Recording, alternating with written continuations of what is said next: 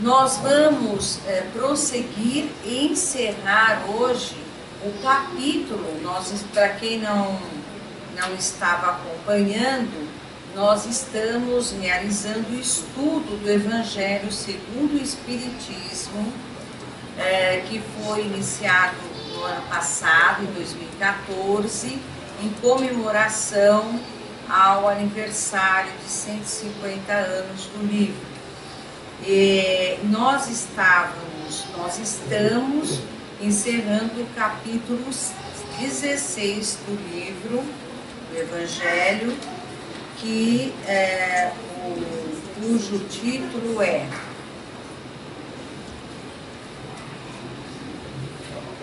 Não se pode servir a Deus e a Mamon. Nós vamos ler as duas orientações finais aqui, que foram ditados pelo espírito de Lacordaire em 1863 e espírito de São Luís em 1860. Nós vamos então sobre o título de Desprendimento dos Bens Terrenos. Venho, meus irmãos, Lacordaire, então, portanto, estamos falando, trazer o meu óbolo para vos ajudar a marchar corajosamente no caminho do aprimoramento que entrastes.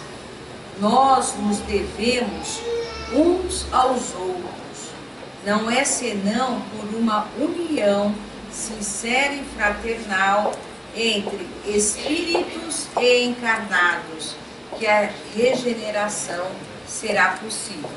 Eu vou fazer uma pausa aqui para lembrá-los, olha, como tudo se encadeia na lição do Evangelho sobre a ótica espírita.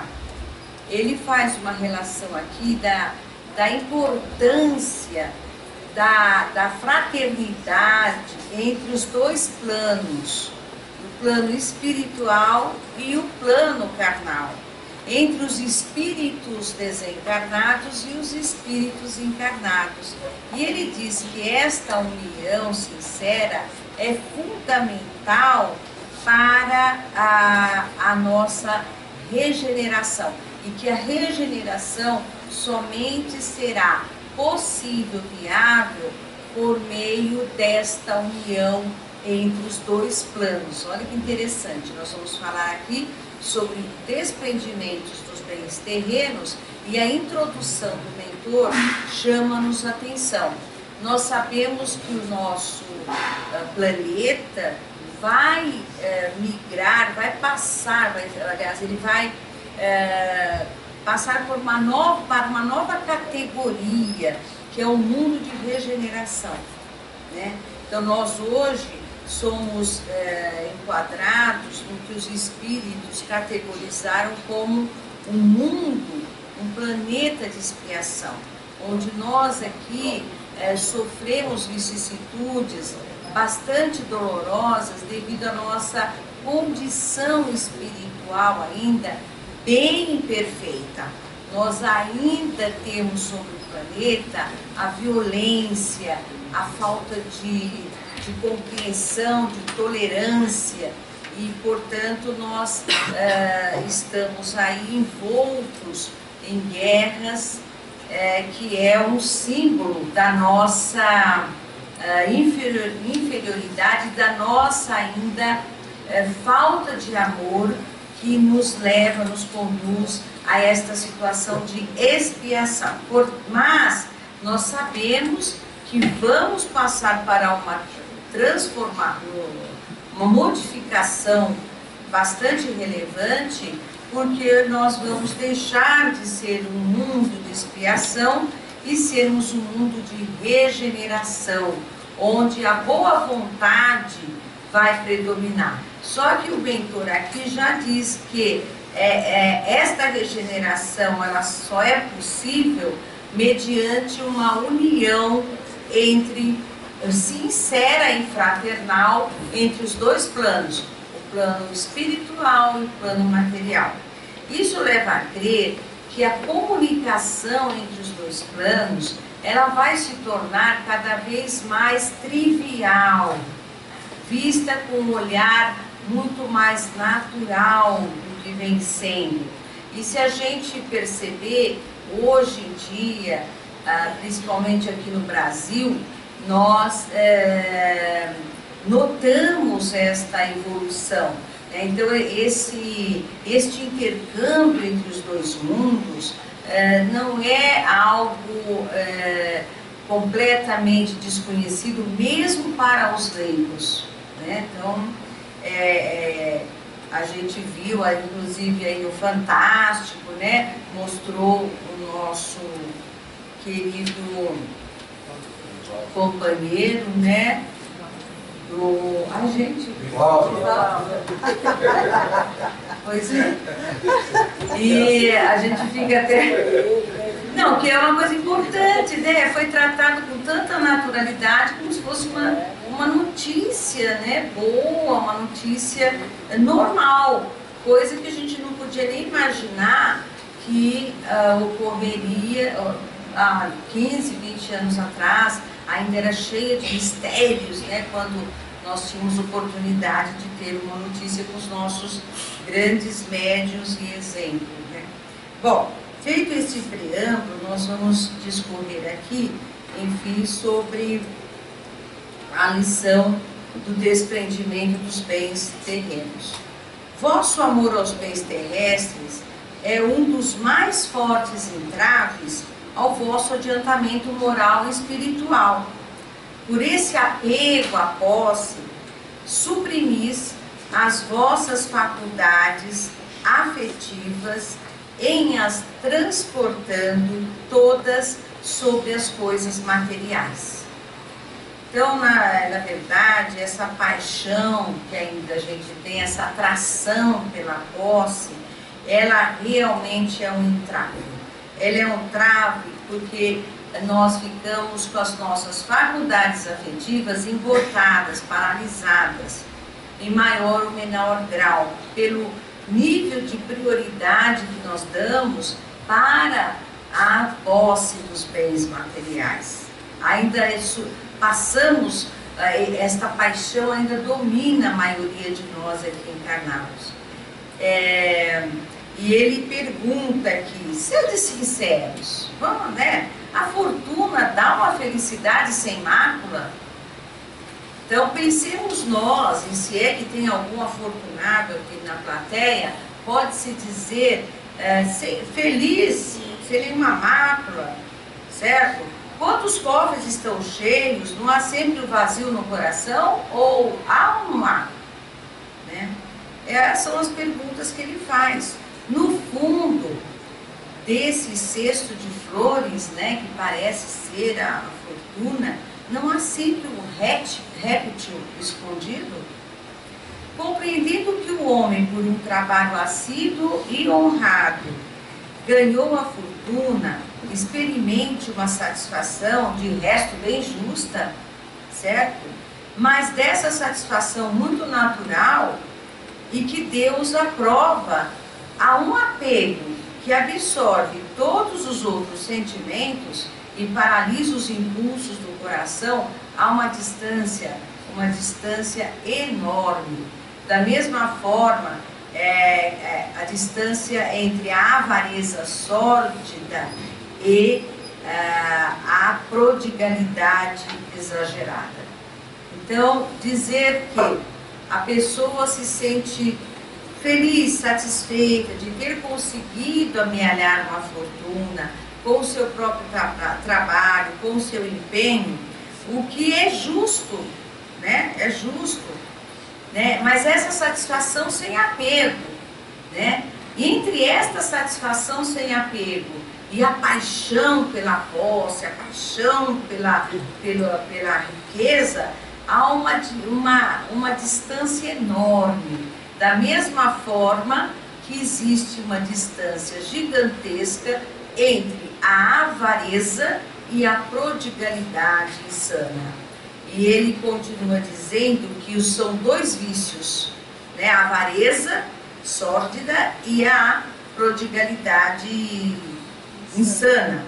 E entre esses dois, Deus coloca o quê? Para equilibrar, para minimizar a caridade.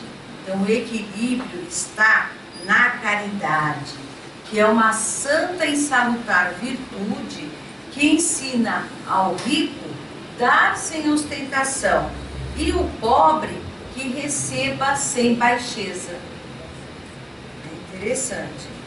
Então, que a fortuna, ela venha de vossa família, ou que ganhasse pelo vosso trabalho, há uma coisa que não deveis jamais esquecer, é que tudo que vem de Deus e retorna, tudo, aliás, é que tudo vem de Deus e retorna a Deus. Nada vos pertence sobre a terra, nem mesmo o vosso pobre corpo. Então, ele não deixa nenhuma dúvida com relação a que, primeiro, o que tempera, o que dá o equilíbrio, né, é a caridade. Então, é um espírito de amor ao próximo, de caridade, é que vai resguardar o ser humano contra um dos vícios, né? Aquele apego arraigado à posse ou ao esbanjamento completamente insano, né, da fortuna, sem pensar no outro que nada tem. De outra parte, ele lembra o seguinte, que nada, absolutamente nada, que nós pensamos possuir na terra, verdadeiramente possuímos. A mesma coisa acontece com a fortuna. Ela não pertence a nós, certo? Ela pertence à vontade maior de Deus, pertence a Deus. E, do mesmo modo, ele dispõe desta fortuna, né? Ela não fica na nossa mão. Nós já vimos no outro capítulo, né, que a fortuna, ela anda, ela vai para mãos diferentes e em temporadas diferentes. Deus dispõe da fortuna a seu bel prazer, sempre com vistas aqui a nossa evolução, né? Bom, e ele lembra aqui que da mesma forma que o nosso corpo fica aqui, ele não nos pertence.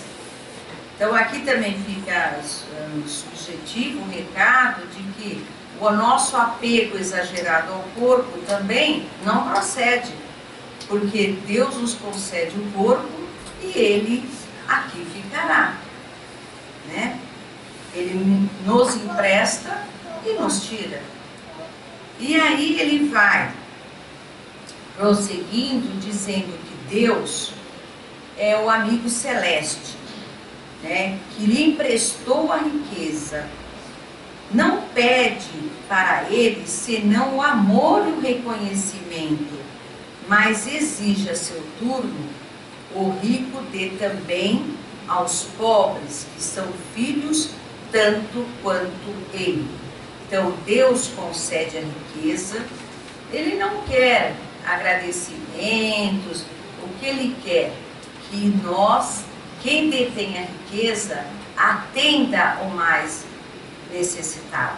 Ele não quer o reconhecimento, ele quer a atitude do rico em relação aos menos favorecidos, cuidando, compartilhando, atendendo, minimizando, equacionando as desigualdades, né, de riquezas, desigualdades sociais.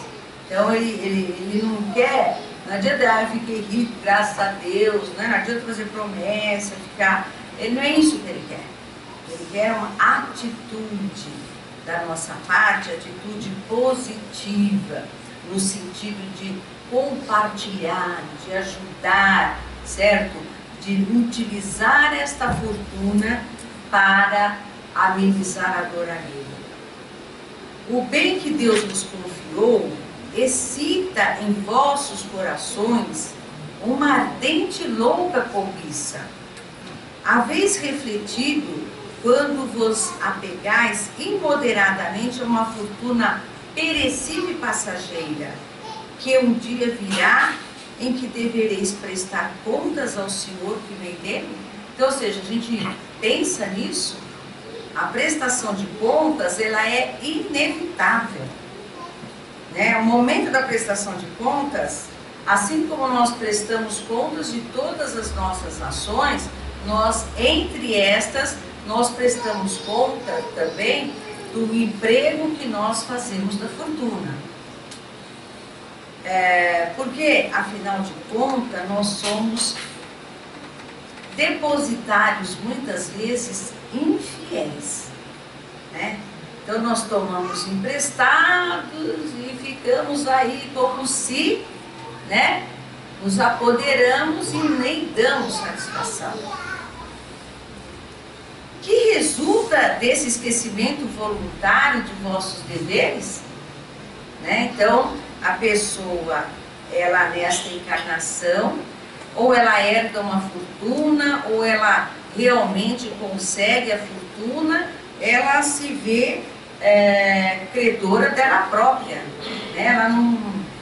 Como que fica? Ele está perguntando aqui.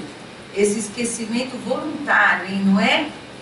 esse esquecimento não é involuntário, porque a nossa consciência, ela está lá.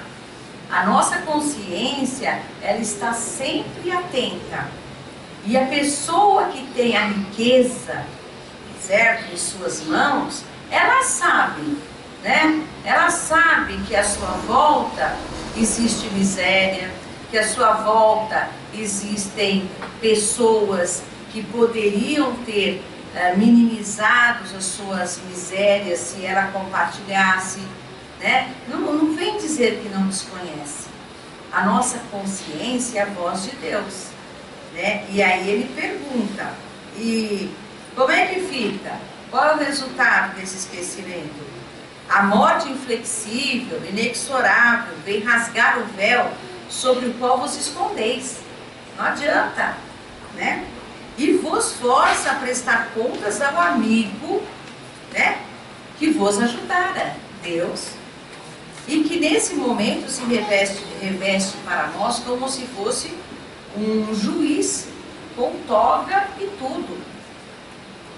E é em vão que na terra procurai-vos iludir, colorindo com o nome de virtude o que frequentemente não é senão egoísmo. O que chamais de economia, né? Porque tem muita gente, não, eu sou uma pessoa muito econômica. Não, nós temos que, você vê, a economia, né? As taxas de câmbio, afinal de contas o PIB vai cair, nós temos que nos resguardar. E muitas das vezes, né, sob a desculpa de previdência e economia, né? Porque precisamos ser previdentes e econômicos, nós escondemos a cupidez e a avareza, ou generosidade, o que não é senão prodigalidade em vosso proveito. Então também tem pessoas pródigas, mas são muito generosa, e a pessoa esbanja fortuna, né? Dando festas, dando presentes caros aos amigos, ela é muito bondosa, ela é muito generosa.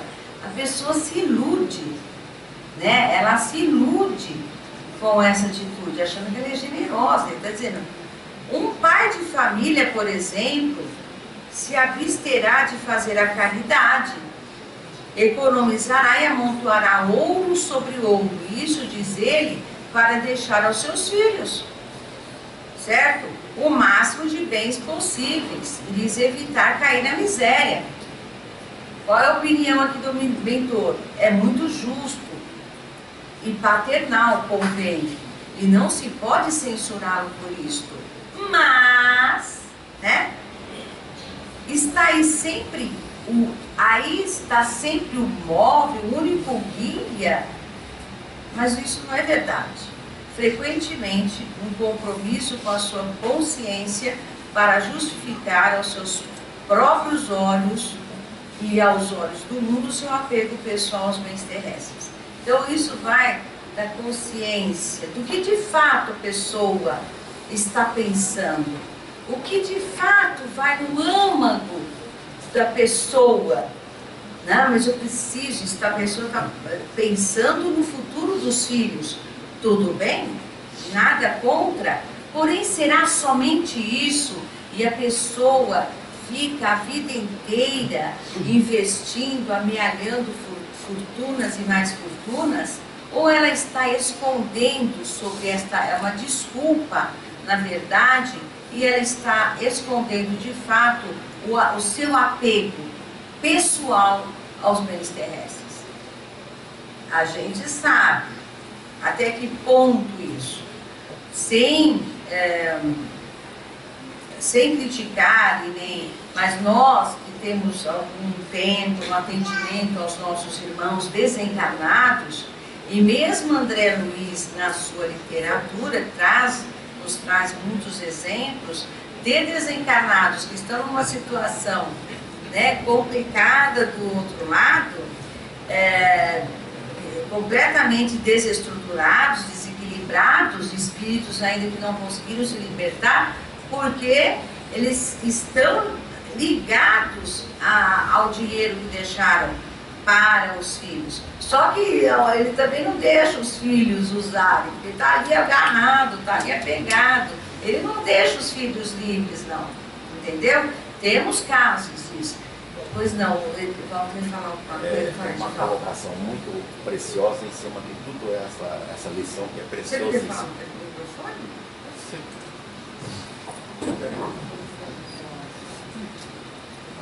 Assim todos compartilham, né? Exatamente. O aprendizado. Pronto, já falo por isso. Então, acompanhando toda essa lição, em 1987, eu estou há 40 anos no grupo que fez o ano passado, 40 anos, eu estou sentado na mesma cadeira há 40 anos recebendo. Em 1987 eu recebi o irmão e ele chorava muito. E o orientador estava sendo Paulo Rossi. E ele chorava, gritava, reclamava, chorava. E o Paulo Rossi procurou buscar todas as soluções para acalentá-lo e na coisa não tinha jeito. Aí chega uma hora, o Paulo disse, mas meu irmão, tu errasse tanto. Ele disse, eu deixei de fazer, porque a vida me deu muita fortuna e eu vim para administrar e não consegui. Mas agora, eu sei que estão me preparando, estão me falando que eu reencarnar. Mas eu quero pedir uma coisa para Deus e para Jesus, que não me dê mais do que uma enxada. Tá? Então, de volta, está compartilhando aqui conosco uma experiência, né, real. Em 1987, ele já tem muita experiência no atendimento aos nossos irmãos desencarnados, nos trabalhos de atendimento, assistência espiritual, e ele diz que tem um espírito, em 1987, várias vezes esteve presente nas sessões, e ele chorava e sofria demais. E o orientador, que era o Paulo Rossi, né, que é o nosso presidente, conversava com o espírito e perguntou, mas por que você errou? Por que você errou tanto? Em que você errou tanto para ter tanto sofrimento, chorar, né, e não conseguia? Mas qual foi o grande erro? E ele diz, não é que eu errei, eu deixei de fazer. Eu deixei de fazer. A vida me abençoou com uma fortuna, né? E eu nada fiz. E ele chorava e disse, eu peço a Deus, a Jesus, se for me dada uma nova oportunidade de reencarnar, eu gostaria de reencarnar tendo apenas uma enxada. Certo? Então, são fatos reais. Então, a fortuna, ela é realmente uma prova para nós. Nós temos que estar bem espertos, né? Se por acaso nós tivermos as facilidades financeiras, nós temos que prestar atenção, né? Porque tudo é emprestado para nós. Não é deixar, então eu vou deixar tudo, vou viver por uma sandália, cair nesse mundo, vou doar tudo que eu tenho. Não é isso. Mas é dar uma finalidade útil à fortuna, né? Inclusive os nossos bens maiores que nós temos, porque quando os espíritos falam em bens, nós temos que entender também que a nossa saúde, nossos títulos de universitários, quem não tem mais, como que a gente como que a gente trabalha com esses bens, com essa fortuna, porque isso também é uma também são os talentos, né? Exatamente. São os talentos que a gente viu aqui.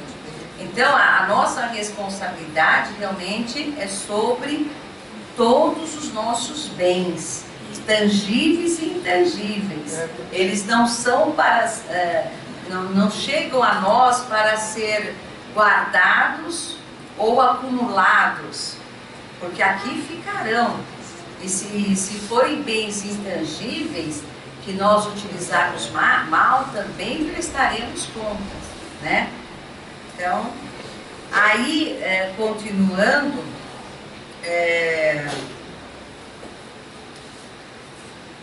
quando ele faz algumas perguntas, certo? Sobre o pai de família, e aí, quando ele mesmo já tem o supérfluo, certo? Deixará seus filhos na miséria, porque terão um pouco menos desse supérfluo? Não é lhes dar uma lição de egoísmo e endurecer seus corações? Não é sufocar neles o amor ao próximo? Certo? Isso ele está falando do pai de família, que tem esta vida e vai passar esse exemplo para os filhos. Então ele vai estar passando exatamente essa lição. Entendeu? Como que ficam os filhos? Ele não ensina os filhos a ajudar o próximo, aliás, ele sufoca nos próprios filhos o amor ao próximo. Bom, infelizmente, há sempre no homem de posses um sentimento tão forte que o apega à fortuna. É o orgulho. Então essa é a faceta, né, o que não é visível, vamos dizer assim, mas é responsável pelo nosso apego à fortuna. Ele não aparece muito, mas ele aqui afirma, é o orgulho. Não é raro ver-se o felizardo, né, o rico, atordoar o infeliz que implora sua assistência, com o relato de seus trabalhos e de sua habilidade, em lugar de vir ajudá-lo, e acabando por dizer: faço o que eu fiz. Segundo ele, a bondade de Deus nada tem a ver com a sua fortuna, só a ele cabe todo o mérito. Seu orgulho coloca-lhe uma venda nos seus olhos e lhe tapa os ouvidos. Não compreende que, com toda a sua inteligência e sua habilidade, Deus pode derrubá-lo com uma só palavra. Aqui me faz lembrar até aquele quadro humorístico, lembra? Do primo rico e do primo pobre, né? Que ele ficava falando para o primo pobre, falando das proezas dele, coitado. Então ele fala exatamente isso, que o homem, o orgulho, quantos homens orgulhosos não reconhecem que ele não se sensibiliza com o que precisa, com o pobre. Aliás, ele pouco se lixa, né, com isso. Ele acha que tudo bem, que isso a humanidade é assim. Então o orgulho lhe coloca numa situação de que ele conseguiu, o outro que se vire e consiga, né? Ele desconsidera que ele é rico ou ficou rico pela concessão divina. E esse mesmo poder divino pode lhe tirar a qualquer momento, né? Sem nenhuma pretensão, mas nós temos um caso bastante conhecido aí, né, de um irmão aí que nós jamais alguém poderia, o Eike Batista, né? Jamais alguém poderia achar que ele estaria, era inconcebível, né? E no entanto, não estamos aqui para julgar, mas é algo que nós estamos assistindo, certo? Então, ou seja, nem alguém que estava aspirando o posto, né, de o mais rico, né, do país, né, declaradamente, como se, né, estava seguro, certo? Então, esbanjar a fortuna não é desapego, aí tem um outro lado. Então nós temos o apego, e também esbanjar não é nenhum desapego não, mas negligência e indiferença, entendeu? Então também o outro lado, o homem depositário desses bens não tem mais o direito de os dilapidar ou de os confiscar em seu proveito. A prodigalidade não é generosidade, mas frequentemente uma forma de egoísmo, que é outro sentimento também, é outro defeito, né, do ser humano, né, outro vício, personalidade que está por trás disso. Então é o egoísmo, aquele que atira ouro às mancheias para satisfazer a fantasia, certo? Não daria uma moeda para prestar um serviço. É interessante isso. A gente vê hoje em dia com a mídia, né, com toda a transparência das vidas das pessoas, a gente tem vários exemplos. Então, ou seja, a prodigalidade, nós vamos responder por ela também. Não tem essa, eu ganhei, eu herdei, eu faço o que eu quero. Então, a responsabilidade do uso, do fim que nós vamos dar à fortuna. Bom, o desapego aos bens terrestres consiste em apreciar a fortuna pelo seu justo valor, em saber servir-se dela para os outros e não só para si, a não sacrificar por ela os interesses da vida futura.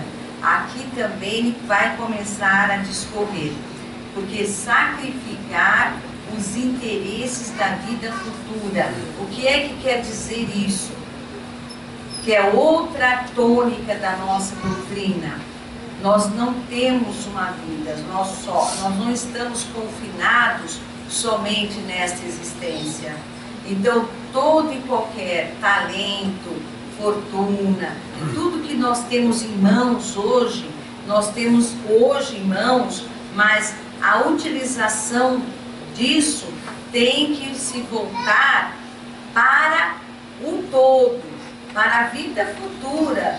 Tudo que nós fazemos hoje tem uma repercussão, e essa repercussão, ela vai além do túmulo, né, da nossa parte. Então nós temos que pensar com uma visão de eternidade, certo? Nós não podemos nos circunscrever apenas a essa existência. E da mesma maneira em relação ao uso da fortuna. E ele faz aqui, ó, Deus, temos que sacrificar por ela os interesses. Nós não podemos sacrificar pela fortuna os interesses da vida futura. Vida futura, o que é? A construção do nosso ser enquanto espírito. Nós podemos sacrificar isso, certo? Em nome da fortuna. Nós não podemos ficar enlevados, assim, magnetizados e vivendo para um mundo só em função da fortuna ou do que ela pode nos proporcionar. se por reveses imprevistos vos tornardes o outro Jó, dizei como ele: Senhor, vós me haveis dado, vós ma haveis tirado, seja feita a vossa vontade. Eis o verdadeiro desapego. Então ele faz aqui uma analogia com a história de Jó. Quem conhece, Jó é um personagem aqui do Velho Testamento, certo? Que é um homem rico, né? Tinha 7 filhos, 3 filhas, ele tinha muitos bens, né? Em cavalos, terras, ele era muito rico, certo? E ele, como ele era um homem justo, era um homem correto e crente em Deus, e ele foi testado por Satanás, pelo Espírito das Trevas, e vários incidentes aconteceram na vida dele, e levou os filhos, levou a fortuna, ele ficou na mais completa miséria. E ao contrário do que se pensava, do que se esperava, o espírito do mal, ele não blasfemou contra Deus, certo?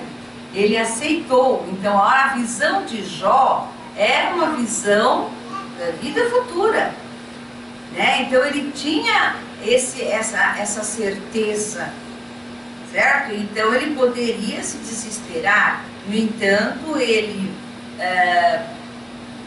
disse o que ele falou? Ele disse: Senhor, da mesma forma, né, que ele disse aqui com outras palavras, vós haveis, né, me dado a fortuna e vós me haveis tirado, que seja feita a vossa vontade. E ele prosseguiu.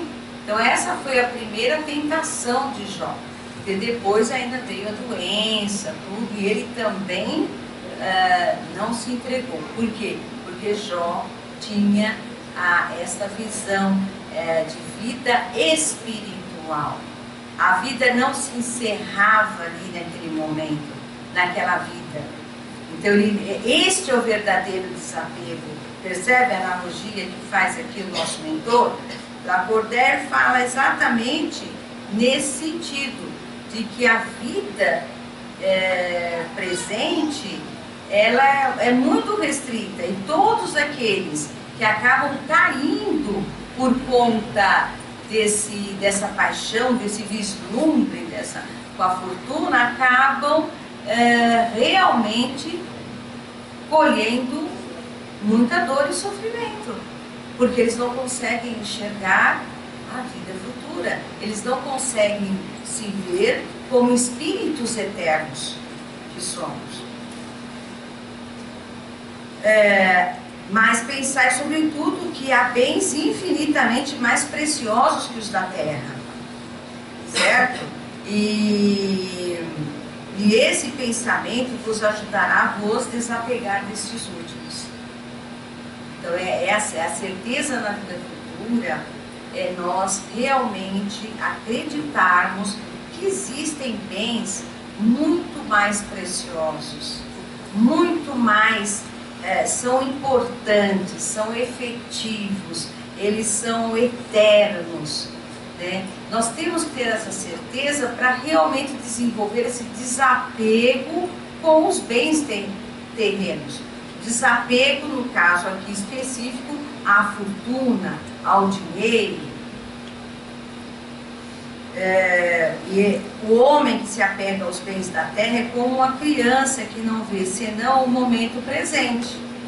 Aquele que a eles não se prende é como o adulto que vê as coisas mais importantes, porque compreende estas palavras proféticas do Salvador: meu reino não é deste mundo. Então a maturidade espiritual da nossa parte está em toda a conduta madura, em tudo que a gente realiza, sem este apego, sem nos desgastarmos, sem nos afundarmos pelas causas terrestres. E aí se inclui o apego aos bens terrestres. Né? Uma vez, esse é um caso real, pessoa ligada a mim. Eu cheguei a contar no Portal de Luz essa história.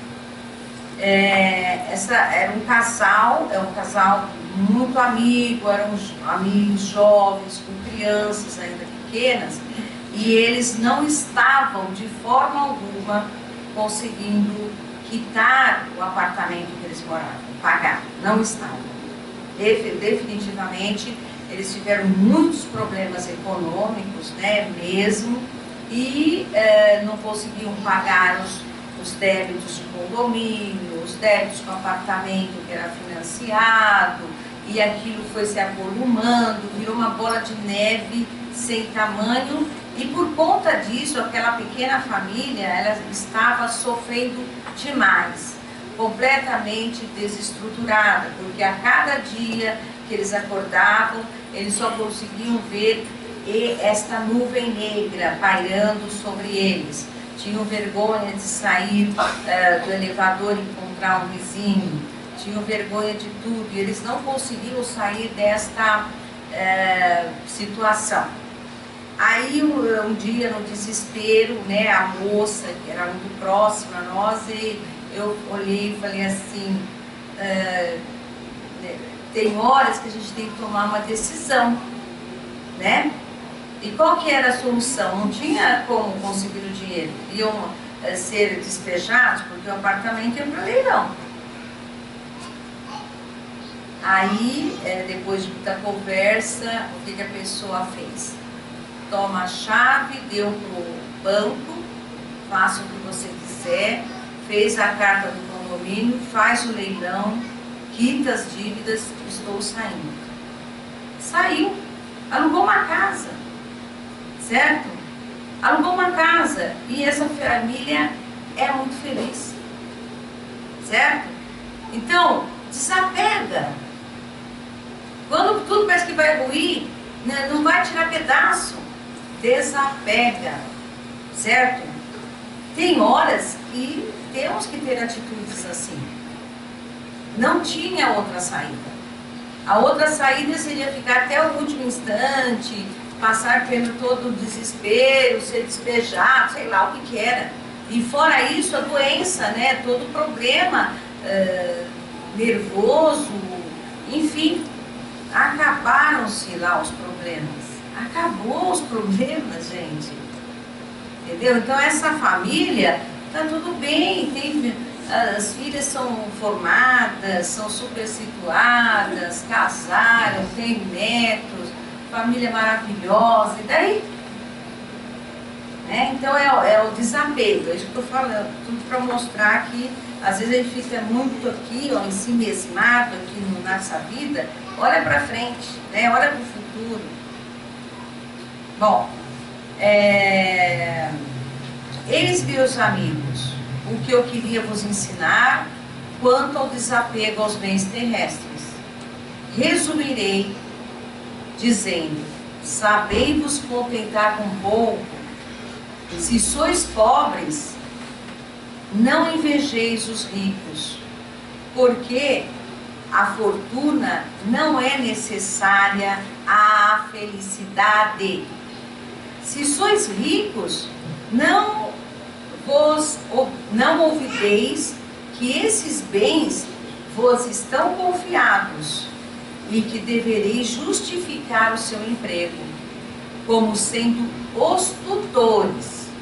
Então, se tens bens, não são seus, não possuís. Ninguém aqui, nenhum ser vivente aqui na terra, nós aqui encarnados, somos donos do dinheiro. Nós não possuímos a fortuna, tá? Então elas estão naquele momento conosco e nós prestaremos contas, nós somos tutores. Não sejais depositários infiéis, fazendo servir a satisfação do vosso orgulho e da vossa sensualidade. Não vos creais no direito de dispor unicamente para vós daquilo que não é senão um empréstimo e não uma doação. Então Deus não doou, não, Ele emprestou. Se não sabeis restituir, não tendes mais o direito de pedir. E lembrai-vos de que aquele que dá aos pobres se quita na dívida que contrai com Deus. Bom, e aqui para finalizar, São Luís responde a uma pergunta, tá? O princípio segundo o qual o homem não é senão depositário da fortuna que Deus lhe permite gozar durante a vida, tira-lhe o direito de transmitir aos seus descendentes. Ou seja, a pessoa trabalhou, ficou rica. Então, como fica essa questão da herança, né? Como que fica? A pessoa tem o direito, né, de dispor desses bens em favor de seus filhos? O homem pode perfeitamente transmitir depois de sua morte do que gozou durante a vida, porque o efeito desse direito está sempre subordinado à vontade de Deus. Então, quem vai cuidar disso é Deus. Podemos transmitir, a lei da herança, ela é lícita, está correto, a herança, mas se aquele dinheiro vai ficar ou não com os herdeiros, isso não é mais da sua conta, não é mais da nossa responsabilidade, certo? Porque Deus vai dispor da maneira que Ele achar melhor, tá? Porque quando Ele quiser, Ele pode impedir os descendentes de gozá-los. É assim que se vê desmoronarem fortunas que pareciam solidamente estabelecidas. A vontade do homem em manter sua fortuna na sua descendência é, pois, impotente, o que não lhe tira o direito de transmitir o empréstimo que recebeu, uma vez que Deus o retirará quando julgar conveniente. São Luís. Então, mesmo na situação de herança, é lícito, é reconhecido isso aos olhos de Deus. Nós podemos dispor deste empréstimo e transmitir aos descendentes, mas se vai realmente ficar nas mãos dos descendentes, isso já é uma outra história, né? E aí ele fala das fortunas que quando caiu nas mãos dos descendentes, aquilo virou pó, certo? Então, não pertence mais à vontade de quem concedeu. E se os descendentes estivessem destinados a utilizar aquela fortuna para aumentá-la, para fazer com que ela fosse compartilhada, levar o progresso, e eles também dilapidaram, eles vão responder, certo? Por outro lado, se essa fortuna teve que ser transferida, esta é a vontade de Deus. Então, com essa lição, nós encerramos o capítulo 16 do Evangelho segundo o Espiritismo. Mas só para terminar esse minutinho, no livro da Esperança, que explica, ele sempre tem uma mensagem relacionada a um determinado trecho do Evangelho. Então tem um capítulo, tem aquele item, e o livro da Esperança sempre traz uma mensagem esclarecedora. E com relação ao dinheiro, ele faz aqui uma relação, né, de tudo que o dinheiro pode significar, porque ele fala, olha, basta um ligeiro olhar, né, no mundo, no campo do mundo, para que a gente entenda o valor da moeda, certo? Sustentando o reconforto e a educação, a segurança e a beneficência. E ele coloca aqui uma série de situações, entre elas, o pão extingue a fome, o dinheiro ajuda a produzi-lo. Então também tem aquela falácia, não, a sociedade sem dinheiro, a sociedade sem capital, não existe, é falácia. É falácia porque o dinheiro, como ele diz aqui, né, a veste agasalha o corpo, mas é o dinheiro que auxilia a entretecê-la. A casa abriga, o dinheiro apoia ali a construção, certo? O remédio socorre, o dinheiro incentiva ali o preparo, né? A caridade suprime a penúria, o dinheiro assegura-lhe as manifestações, certo? Então, ou seja, a caridade, ela precisa, né, para o cumprimento, para atender a penúria, para minimizar os efeitos da miséria, precisa do dinheiro. É impossível você aplacar a fome, a necessidade sem o dinheiro. Então, nós encerramos por aqui, né? Alguma dúvida mais? Alguém queria falar? Então, muito obrigada e vamos ao trabalho.